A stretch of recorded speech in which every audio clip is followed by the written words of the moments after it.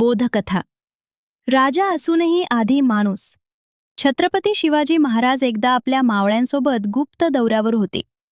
साधा वेश, कोणालाही ओळख पटू नये असा. वाटेत एक लहानसं गाव लागलं. गावात शिरताच महाराजांचं लक्ष एका वृद्ध शेतकऱ्याकडे गेलं.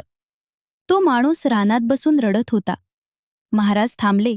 विचारलं, काय झालं काका? एवढा त्रास का?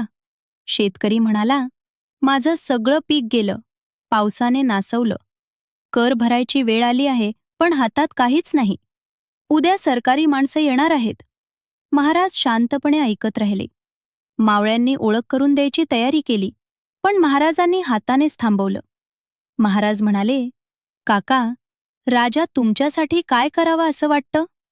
शेतकरी थोडा थांबून म्हणाला, राजा मोठा असावा, पण आधी माणूस असावा, जो गरिबाचं ऐकेल, त्याच्या दुःखात उभा राहील.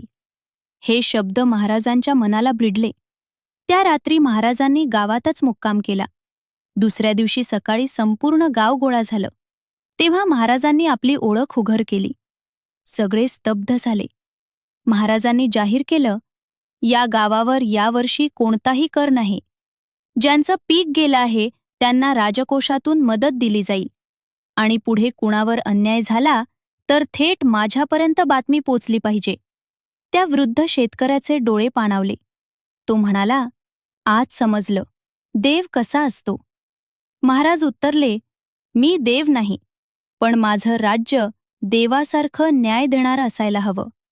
बोध, खरा राजा तोच जो सत्तेपेक्षा माणुसकी मोठी मानतो. नेतृत्व म्हणजे हुकूम देणं नाही, तर दुःख समजून घे.